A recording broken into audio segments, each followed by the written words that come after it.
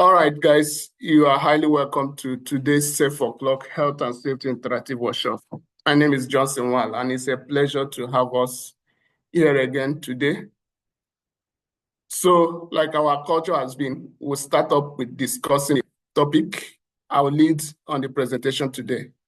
After the presentation, then we'll give room for others to share their knowledge and their experience on the topic. So the topic for today is loneworking. Today we are discussing loneworking, the risk and the management of it. In 10 minutes, I will run through my slides. I will talk about the definition of loneworking. I'll talk about some of the activities that are considered as loneworking. I'll look at the risk factors. I'll look at the hazards associated with loneworking. Then at the end, I will talk about some of the best practices or some of the control measures that could be implemented to control those risks associated with loneworking. So that is what we'll be looking at today for my presentation. Then at the end of my presentation, we'll open the floor for others to share their view and contribute their knowledge on the topic of loneworking. All right, so let's begin. What is loneworking? Loneworking is a practice or is a term used to define activity that is carried out by an individual without the direct or immediate support.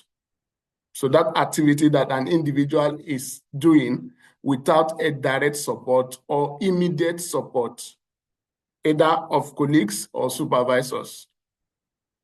That activity where the employee cannot be heard or seen by a colleague.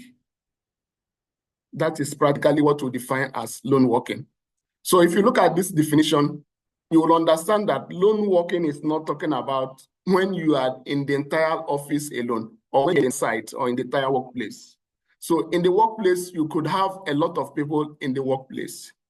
You could have so many people, the supervisors, your colleagues could also be in the workplace at the same time, but you will also be engaging in loneworking. If the activity you are doing separates you from the other colleagues, that they will not be able to render immediate help, or they will not be able to see you or hear you from where you are. So at that time, you are a lone worker. So despite how many people that are surrounding you, or despite how many people that are very close that you are at the same site with, but as far as you are engaging in activity where you are not able to be heard by your colleague, or you are not able to be seen by your supervisor or your immediate person that is supposed to assist you, then at that time you are engaging in loneworking. The people who work from home can also be classified as lone worker, because even though you could be online, you could be having internet connections, you could be having contact with people, but they cannot easily reach you if you are in immediate danger. So you can also be classified as a lone worker. So according to Health and Safety Executive, UK Health and Safety Executive, they say that a lone worker or lone working is an activity carried out by people who work by themselves without close or direct supervision. We are going to be listing some of the examples. Let me give you a quick example. A truck driver is all by himself. He's driving alone. He's moving from point A to point B. It's a typical example of a lone worker. So we'll be looking at some other examples as we progress in this presentation.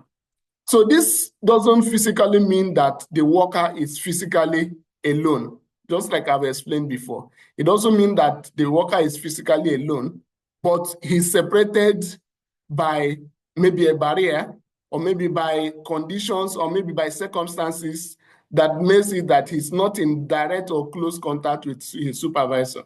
Let's look at an example of an event or a crowd in a crowded event where you have a lot of people in that location. There are so many people in that crowd. One worker A is in the east, worker B is in the west. They are both in the same location, maybe in a stadium. They are both in the same location. But if he's at an immediate danger, the other colleague or the other supervisor will not be able to reach him or might not be able to hear him because of the sound, because of the noise, or maybe because of the population, or he will not be able to see him. So those type of people are also considered as part of lone worker. So that is, I'm sure the explanation or the definition of lone working is clear. So a retail worker, for example, who is putting away stocks by themselves, they are just a meter away from the main room. So, and he's also alone. That person is also classified as a lone worker. We'll be looking at some of the examples as we progress. So if an employee cannot be heard or cannot be seen by a colleague, then that person has immediately entered the category of a lone worker.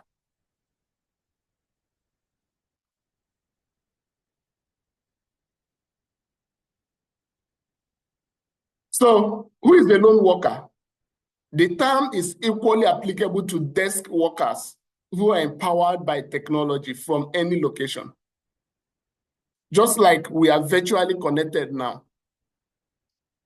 I'm here all alone. I am a lone worker. Even though that I have tens or maybe thousands of people or hundreds of people that I'm connected to online by technology. Okay, it doesn't separate me from being a lone worker. As far as you are physically distant away from your supervisor or your colleague or the individual, then you are automatically classified as a lone worker. So even though you are on a same walkie-talkie or two-way communication with your colleague, you can hear him, he can hear you. But as far as you are not physically connected or physically close to each other, then it's classified, that activity or the person is classified as a lone worker. So this exists, people who work by themselves away from a fixed base. Let's take another instance that maybe telecommunication workers, right? You have a lot of people on the base, but one person have climbed the pole or the tower very distant away from the ground. Maybe there's some towers that are above 40 meters, some are 50 meters, some towers are 20, 30 meters. So this person is very far away from the ground level. Other employees or other workers, other colleagues are just below or on the base of the telecom mast. But this worker is at the height, at the top of the tower or the mast. So even though they're at the same location, but you see that the distance, the height difference have demarcated that particular worker from the other colleagues. So we also classify that worker as a lone worker. Okay. Then in telecommunication, we actually discourage lone working. I've worked in telecommunication industry, and we discourage lone working. If a tower is going to be climbed, we encourage that at least 2 riggers, we call them riggers, those who climb the tower, at least 2 riggers must climb the tower at the same time, right? Then there will be a standby rescuer who has all the rescue kits and all the rescue equipment on the base. But if at any time one rigger alone or one person alone is at the tower, whereas other people are on the base of the tower, then that person at the top is also classified as a lone worker. Okay, so a lone worker is also someone who works outside normal working hours. For example, people who work night shift and they are all alone, they are separated by mediums, maybe barriers, maybe walls, or maybe distance. So those people are also classified as lone workers. People who also work alongside members of the public or in populated locations. I've said it before. maybe during an event, during a football match or football event in a stadium where there are lots of people, and maybe let's say sound engineers is at the other end, his colleague are on the other end.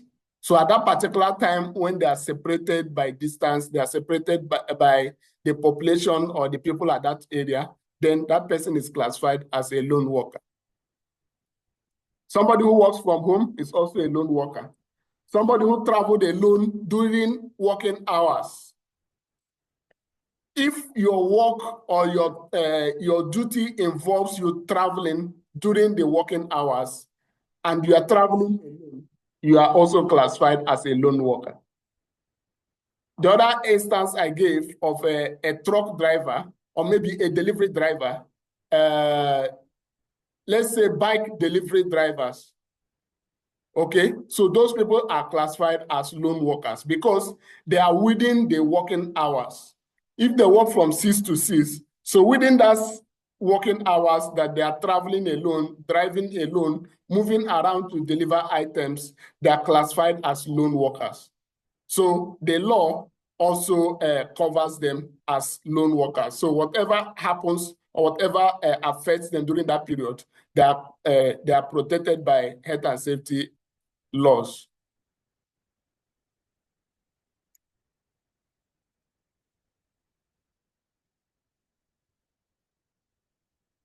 So let's look at some of the examples of lone workers. Delivery drivers, the drivers that take items from one place to the other, they are still within their working hours, so they are classified as lone workers. Engineers who are separated by distance or by medias or by events, and they cannot be very close to their other colleagues, they are also classified as lone workers. Estate agents, for example, an agent that took a customer from his office to the site to show him the estate or to show him the building or maybe the site that he wants to sell. Okay, at that time, he's a lone worker. Why is he a lone worker? You will say he has a customer with him. No, that customer is not his colleague. That customer is also part of the risk or part of the hazard. The customer can decide to turn violent. Okay, so as far as at that time, he's not with his colleagues, he's not with any of his supervisors, he's alone. He went on site visit to show clients the estate available. At that particular time, the estate agent is a lone worker, not minding the number of people around him or the number of people that he came with. As far as those people are not his colleagues, are not part of his working team, then he's among them and he's a lone worker. Cleaners who go from office to office, location to location, cleaning those locations, they are also classified as lone workers. For example, a cleaner could be in the bathroom, cleaning the bathroom. He's all there alone. If something happens, it will be difficult for him to get a physical help because he's all alone. Maybe the walls has demarcated him, and if he shouts, if he raises his voice, nobody will hear him. Okay, so that is also classified as a lone worker and is covered under the health and safety law as part of lone worker. Security guard, the security guard who mounts the gates, they are also classified as lone workers because they are all there alone. There are other members of the staff, there are other members of the organization that could be coming in and going out. But at that particular point, he's standing there all alone. The risk, the hazards, the people who can attack him, then he is at risk of those hazards associated with his work. So he's also classified as a lone worker. Parking enforcement officer. Enforcement officers, maybe traffic police, who are working alone, even though that there are other road users, there are motorists all moving around. But as far as they are not his colleagues, they are not working with him, okay? He's all alone there, then he's a lone worker as well. A community nurse. A nurse who goes to the patient's house to take care of the patient in his house and is all alone there, then he's a lone worker because he's at risk of any hazard associated with that environment as well. Salesperson, the people that takes items around, you maybe advertisement persons, you go to places to advertise your product or to sell your products. But if you are not with a colleague and you are all alone, despite the number of people you are meeting, but you are alone from your own part, then you are a lone worker. Hotel receptionists. Hotel receptionists are classified as lone worker because they are the first that the guest would meet, right? So when the guest, if the guest is armed, or maybe he's an armed robber, or maybe he's a dangerous person that wants to harm him, the receptionist is the first person, the first point of contact, right? And before the other colleagues comes around, then something that needs to happen has happened. So he's all there alone, then he's classified as what? As a lone worker. Petrol attendant, if petrol station attendant is working all alone, his colleagues are very far from his own pump, then he's also classified as a lone worker. Housing officer. The housing officers that goes to homes to check how the homes are kept. So they are also at risk of violence from those homeowners. So it's also classified as a lone worker. Lab scientists. In the laboratory, that the scientist is there all alone with the patient, trying to attend to the patient, maybe take samples. At that time, is a lone worker because the patient can turn violent, something can go wrong, and is all there all alone. Then it's also a lone worker. So what are some of the legal backings or some of the legal requirements associated with lone working? The first one is duty of care. According to HSC, Health and Safety Executive, says that every employer owns duty of care to the employees. So as far as reasonably practicable, the employer has to make sure that the employee is safe at his work location or work environment. So if he is a lone worker or is somebody that goes from places to from place to place, he doesn't have a static or a fixed location, then it's the duty of the employer, as per the duty of care, to ensure that that worker is safe. For example, a bike or a delivery guy, he's not static. His office is not at fixed location. He moves from one point to the other, delivering items. So it's the responsibility of the employer. The employer owns him a duty of care to ensure that he makes every effort or ensures that he protects that employee while at his duty, while doing his job. So even for self-employed people are also associated with this duty of care. They owe it a duty to ensure that they consider safety in every of their activity. They ensure that everything they do, or as they are planning their job, that safety is considered, the safety of the employees and the safety of the self-employed person.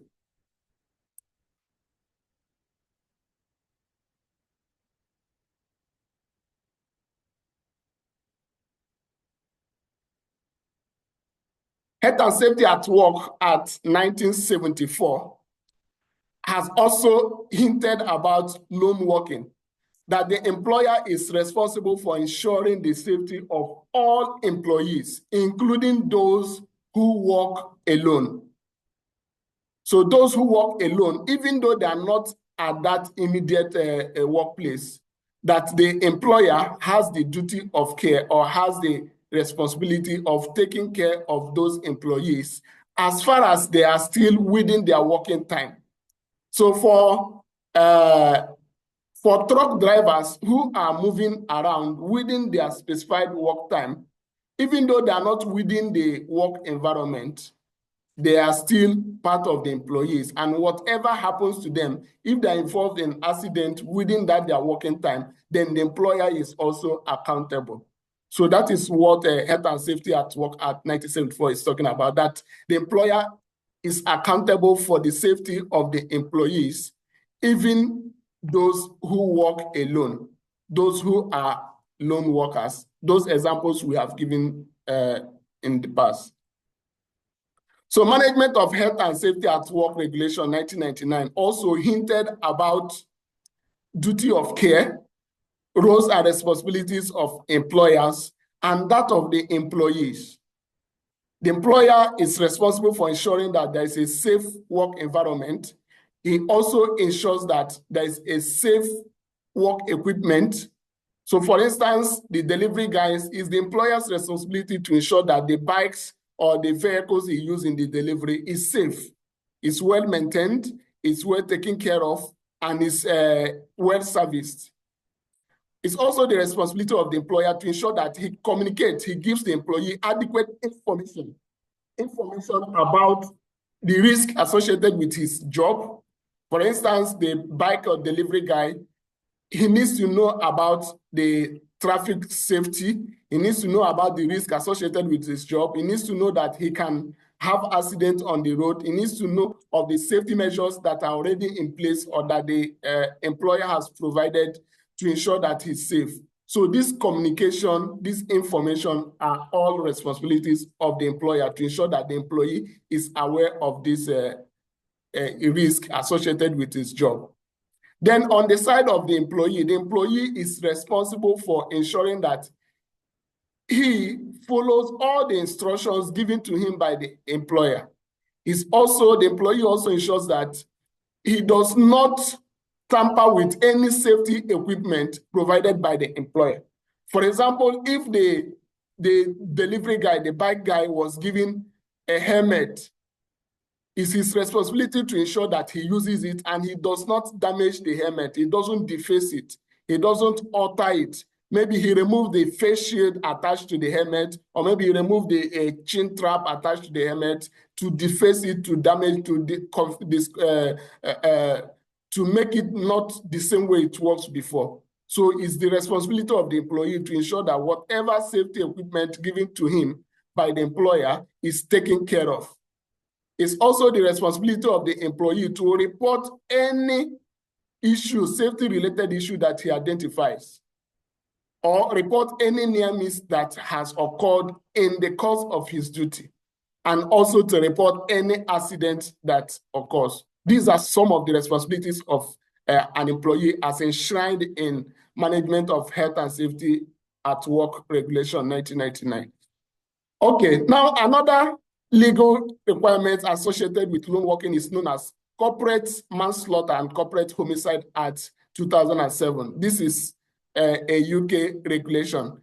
This act is talking about the management or the employer can be held accountable for the death of the employee if the employer fails to put in place all the safety measures or all the safety requirements that should be in place to protect that employee. For example, the delivery bike guy, if the employer fails to provide all the safety gears, failed to maintain the bike, failed to comply with the preventive maintenance, also failed to comply with all the regulatory requirements as far as road safety is concerned, then if the delivery guy has accident, then according to this Corporate Manslaughter and Corporate Homicide Act, the employer could be held accountable for not ensuring the safety of that employee. So the management of that company could be charged in criminal court, and if they are found guilty, they will also go to prison and they can pay fines, and they can be closed down in line with this Corporate Manslaughter and Corporate Homicide Act. Okay, so these are some of the legal requirements that backs up lone working. Health and Safety Offensive Act 2008 also talks about the employer's accountability to their employees. Whatever safety requirement or safety equipment that is recommended or that is required for that activity involving the employer is responsible for its provision without any charge to the employee. For example, if that employee requires helmet or he requires a safety jacket or safety goggles, then it's the responsibility of the employer to make it available to him without any charge, without charging him, without cutting it from his salary. So that is what Health and Safety Offensive Act 2008 is also referring to. So let's move on.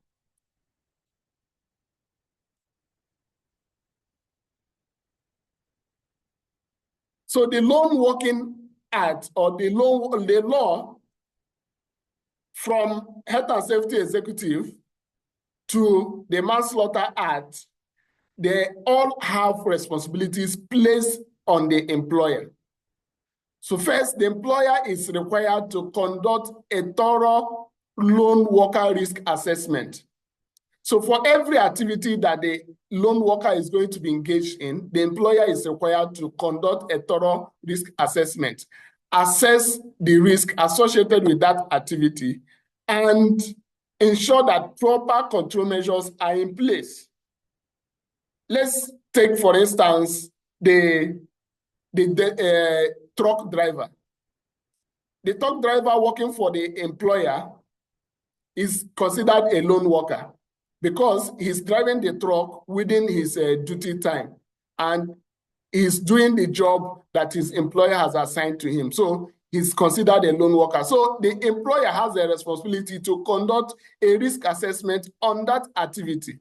On that risk assessment, he's going to identify the hazards associated with that job, the risk.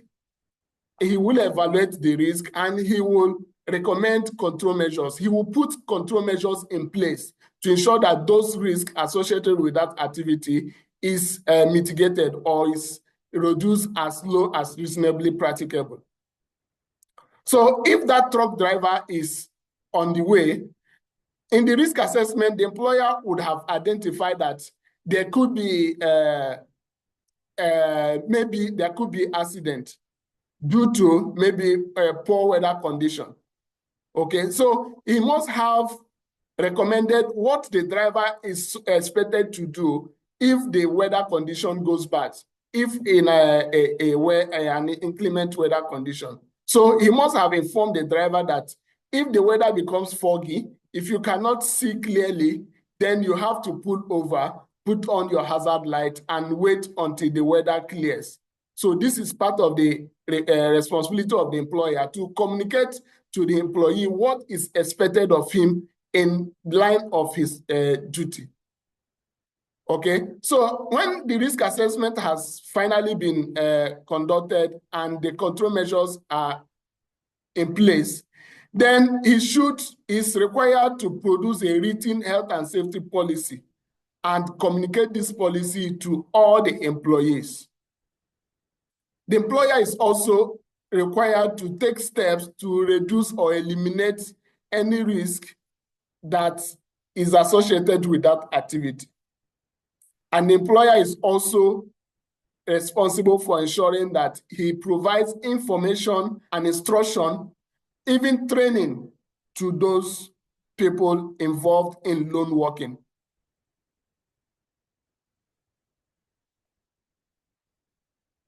So the risk assessment should be regularly reviewed at intervals to determine if the situation has changed, if something has changed, if something needs to be improved, then regular review will help to identify that.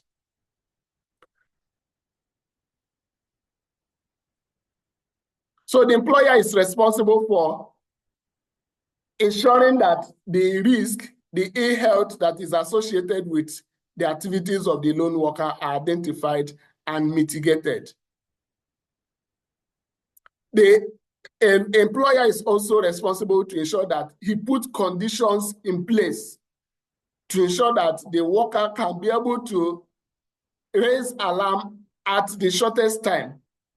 For example, people working at home, the lone workers at home, the employer should have made available resources, maybe mobile phone, or maybe any way of communication that will help them to raise alarm at the shortest time if they are at danger or if they are at risk.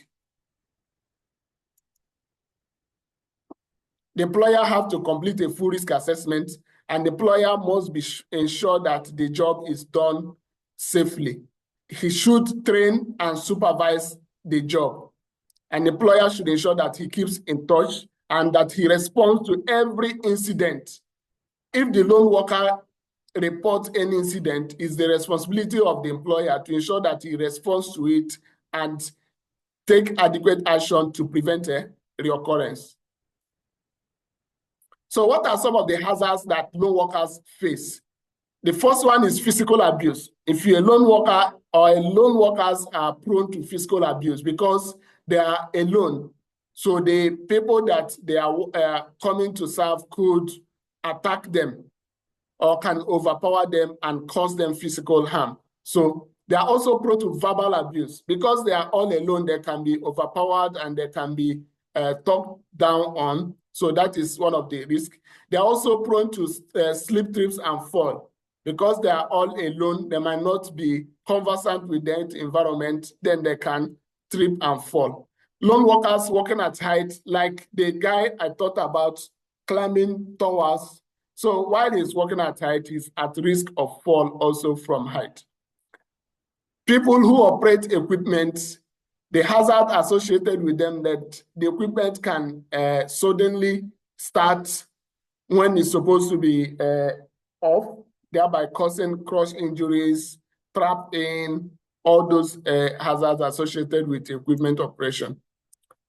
The manual handling risk, musculoskeletal disorders, lower back pains, upper back pains, those risks associated with manual handling, the lone workers also got affected by them.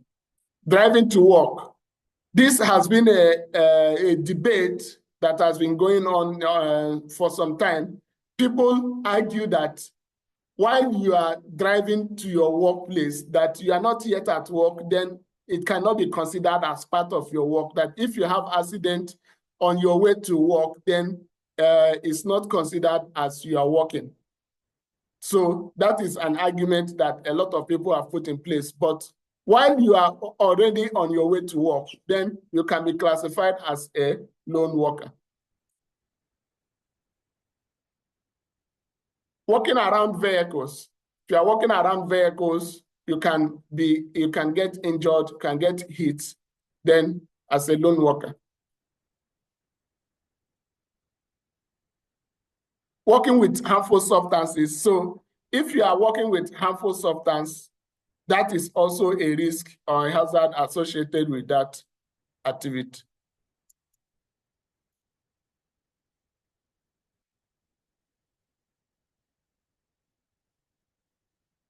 Excuse me.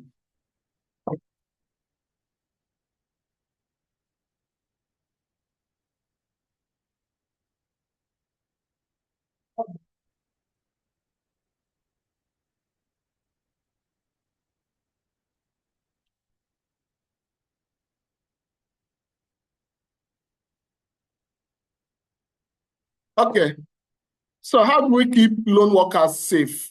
How do we ensure that lone workers are safe? So the first one is to carry out lone worker risk assessment. So when we carry out lone worker risk assessment, then you should identify the type of job that the lone worker is engaged in. Should identify the type of lone worker, the type of job he's doing, if he's a bike rider, if he's a home visitor, if he's a trader. So you identify the type of job associated with that lone worker. Then you need to have some background information related to the location, related to what the person is going to be doing. Then you need to state some of the organizational commitment. What are your company committed to? Are you committed to ensuring that the lone worker is given adequate protection and adequate help when required? So you clearly define the responsibilities.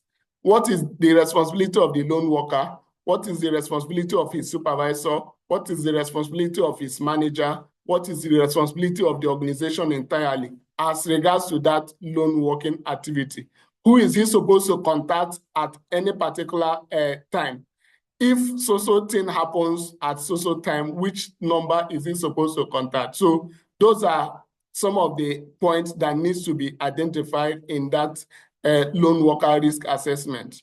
So the relevant support that he requires while engaging in lone working activity.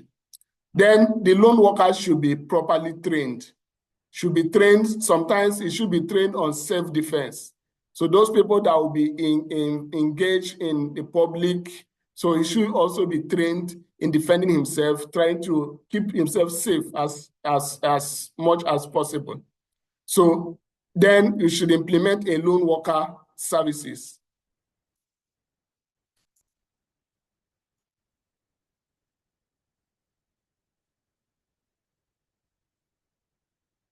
So that is the end of my slide and my presentation.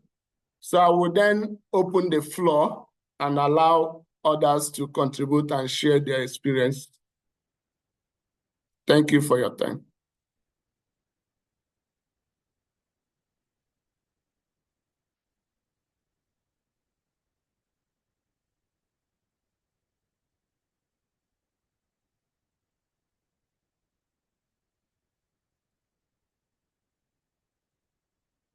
Okay, so the floor is open now. Anyone that wants to contribute, go ahead and mute yourself.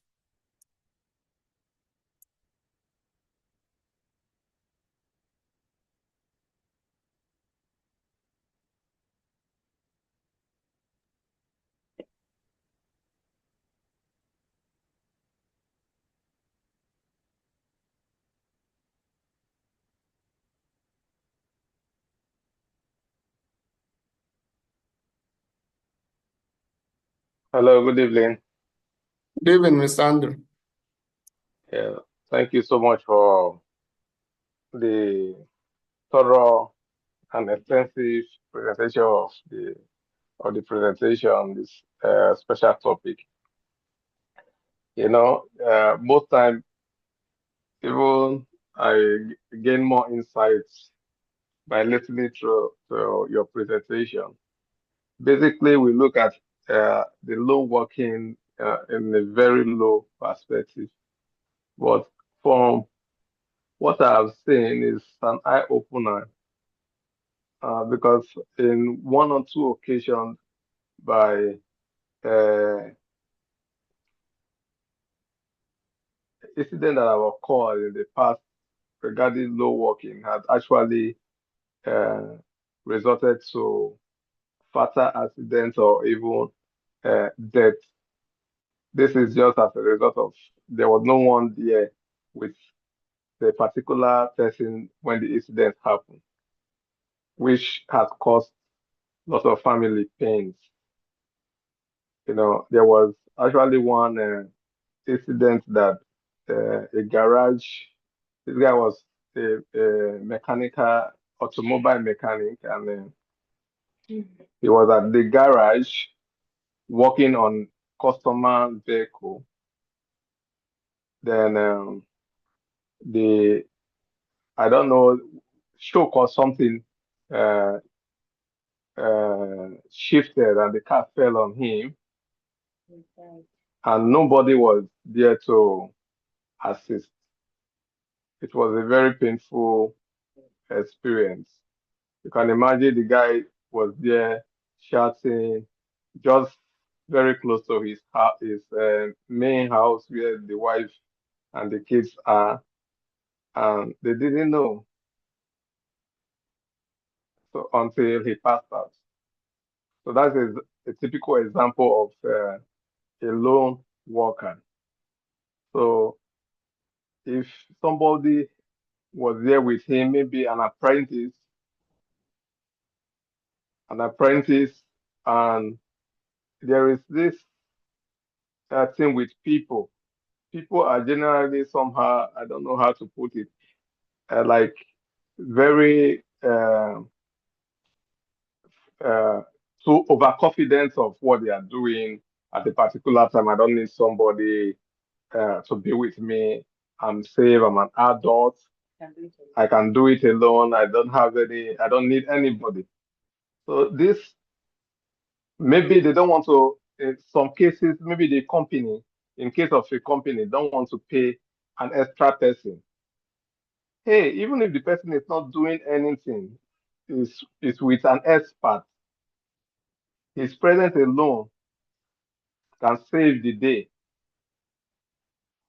So this people mentality and people approach to, like in my own company, it happens a lot when they will say, I don't need anybody to be with me. I imagine an engineer going on a site visit on his own a, in a plant or in a process area, even if he's not going to do any physical job. Hey, he's a lone worker. He's working in a toxic environment where there could be incidents of explosion, incidents of gas leak, incidents of uh, um, any fluid under pressure or whatever. Any incident can occur. So I have to work very hard to convince these people that look, you don't decide on all that. You need to follow the procedure. You are not supposed to go there alone. You are not supposed to go there alone. You don't have to debate it. Okay. So, and there's still another incident, just like you give extensive example, where a team just recently also, I was, I just went to the bathroom in where we went to work, like in a plant, and somebody just ran with his eyes closed to me, help, help, help, help, help. What happened? Who are we to? He said his crew member, they don't even know what is happening to him. They have left him. He cannot see. Something fell into his eyes. And he doesn't even, at that point, he don't know what he was doing. I have to help him out, blow the eyes, wash his eyes. We took over more than 45 minutes trying to get him to be in the normal state. Then when everything was okay, I asked him, he said, I was with a team when I am in my own area working when I have this incident, but I tried to shout, nobody listening. I found out that all of them have left. I was the only one there. So not if that guy have not seen me, he will keep suffering in a lonely place. Only God know what will happen. Maybe he could have run into a dish or anything. No, so these are instances that are real. So we should not take our own health and the health of our co-worker uh, for granted, just as the uh, health and safety law uh, stated. We should take care of ourselves. This has to come from the angle of the employer and the workers and even the individuals that are uh, doing one work or the other. So these are real threats, and I want to thank you for uh, bringing it to life to draw our attention to it again. Thank you very much. Thank you very much, Mr. Andro. Thank you for that knowledge and experience you shared with us. Loan working is something that a lot of organizations do not take serious. They don't consider it a risk factor at all. You look at some of the risk assessments as a consultant, you are reviewing some of risk assessments, you see more than 50, 60 hazards identified in that risk assessment, and you will not see anything like loan working. You will begin to wonder if they do not identify loan working as a hazard. So it's something that we professionals need to look into. It's something that we need to start putting our attention towards. We need to start looking at amplifying the risk associated with lone working so that people understand exactly what is lone working. People only think that they will become a lone worker if they're alone in the entire office or in the entire organization. So we need to break it down, let them understand when they will become a lone worker and what they are supposed to do and the type of actions that they need to do to ensure that they do not fall at those risks associated with lone working. So thank you very much for sharing your experience with us. So we have few more time. We have let's have like 2 to 3 minutes. If someone else wants to contribute, go ahead. Hello, Mr. Obina. Good evening once again. Okay. How you doing, everyone? Mr. Eddie, wait, please, Omojede is talking. Omojede, can you increase your voice, please? Go ahead. Yeah. Good evening, everybody. Yes, it's quite an interesting topic we're discussing this evening. Yes, I like the fact that you're really able to break down what loan working really is. Now, you can be in a midst of many people working. You can consider the loan worker. You see, when you consider the fact that you are, we have seen many cases, mostly in Nigeria here, you find NEPA staff, they went to court or disconnect some people. Two of them went to disconnect some people. Before you know it, they ambush them, and before you know it, those people are being what, their life is being at risk. They are being beaten, that kind of thing, harassed. So, and that's low working. If one want to reason that because these people they actually we're not around people, you say that they are not low workers. They are low workers actually because their life really was in danger owing to the fact that they were not in the presence of their colleagues that would have defended them. So your definition really went a long way for me. I really appreciate that definition and the clarifications you make. Really make us understand what loan working is. Yes, I also want to say that you hear some cases too, sexual abuse, rape, all these things most of the time are a result of people working alone, where their colleagues that would have defended them were not with them. And now I just want to discuss, I just want to talk on three major approaches towards uh, uh, controlling loan working. If perhaps you find out that people are working on airport or whatever area where they attend to uh, the,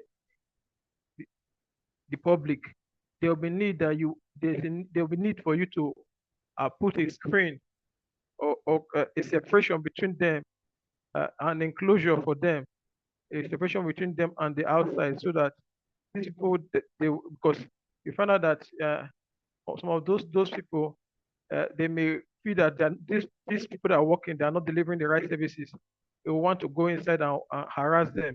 So that should be one of the control measures that can be applied towards loan working, separating those people that are whose lives that risk, that are loan working, from the public, so that they don't get to be harassed. And also, if there's also need, this is very crucial. Automation. Automation is very important in loan working. If there's no need for somebody to be around a certain place to work, why not automate the system so that machines and devices are doing these things? If you know that certain workers they're going to be under intense risk from the area they are working, it will be good that you automate the system so that people, they are not unjustly exposed to harassment, risk of even rape. So then also, I just want to talk about Buddhist system. Buddhist system is very crucial in preventing lone working. Buddhist system is a system in which you should not allow people just to work alone. If there's need for them to work with their partners, such that if there's need for help, they will call they will call for help.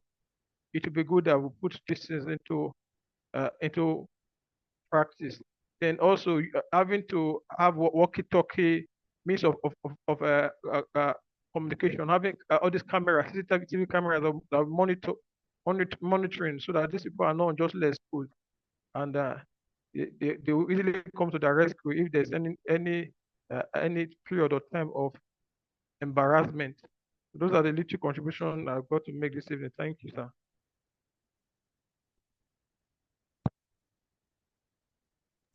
Thank you very much, Omojede. Thank you for your wonderful contribution on the control measures to alleviate risk associated with lone working. Thank you for that wonderful contribution. Mr. Eddie, go ahead now.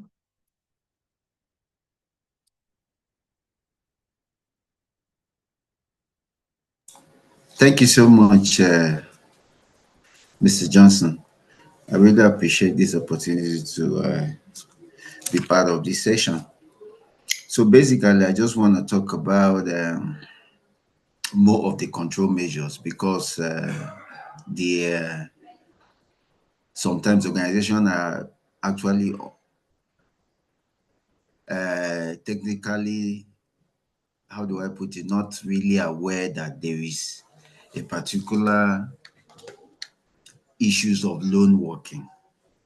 I've been in a company that actually someone is given a vehicle to drive as far as from Lagos to Ibadan alone to go and service a generator.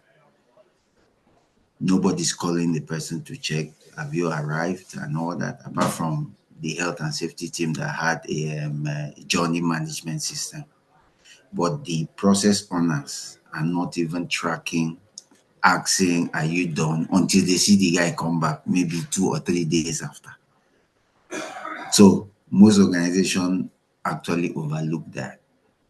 So some of the control measures one can put in place is to ensure good communication, apart from when you do your risk assessment and all that, which the communication aspect might also be embedded there.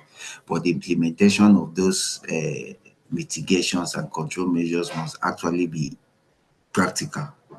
Calling the person, using journey management to ensure that, okay, if the person is traveling, for example, in that case, I'm referring to, you check that, okay, the guy has arrived, communicate with the person directly to ensure that every time, okay, the person is doing well and all that. When the person is also done from performing that task, the person should be able to communicate back to base to ensure that, okay, I'm done with this task, I'm on my way back. So some of those control measures should actually be put in place for organizations. Sometimes organization will always tell you, oh, because we are not that big, so some of the control measures we are supposed to put in place, we are not financially buoyant.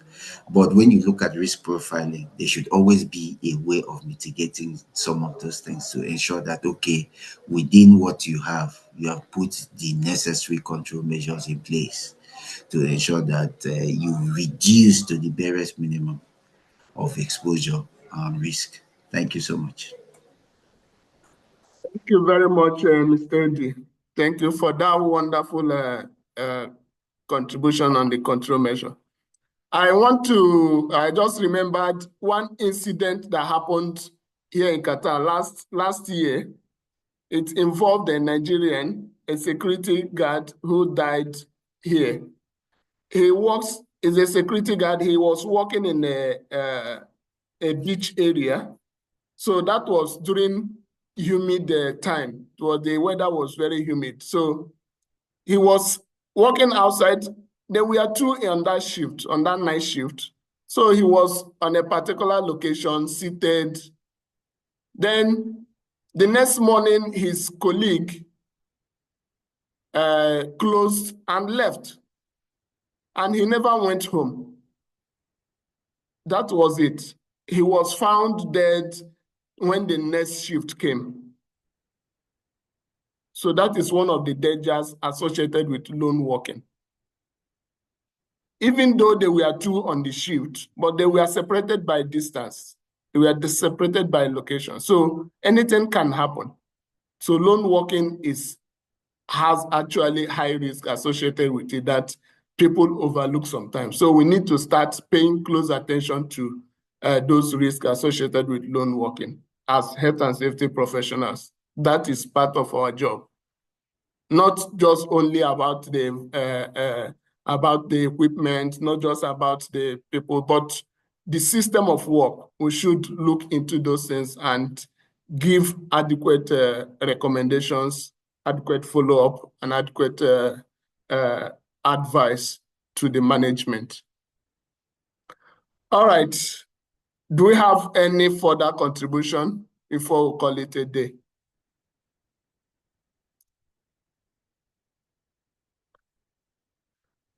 All right, so it's a pleasure to have all of us today discuss the topic. We have a YouTube channel, Safeoclock, where we upload these videos after our weekly discussion. So you can be able to watch it again if you want. So just search for it, Safeoclock on YouTube. Then you will see that channel, follow it, and be able to play the video again. Or you can recommend it to other people to watch what we discussed today. All right, next week, Thursday, we'll talk about another interesting topic. I will communicate to us the topic before then. So thank you guys for joining today, and do have a blessed day. Thank you, brother. Thank you, Omajede. Thank you, Eddie. Mr. James, thank you for coming. Thank you, Ismail. Thank you, Mr. Andrew. See you guys next week. Thank you.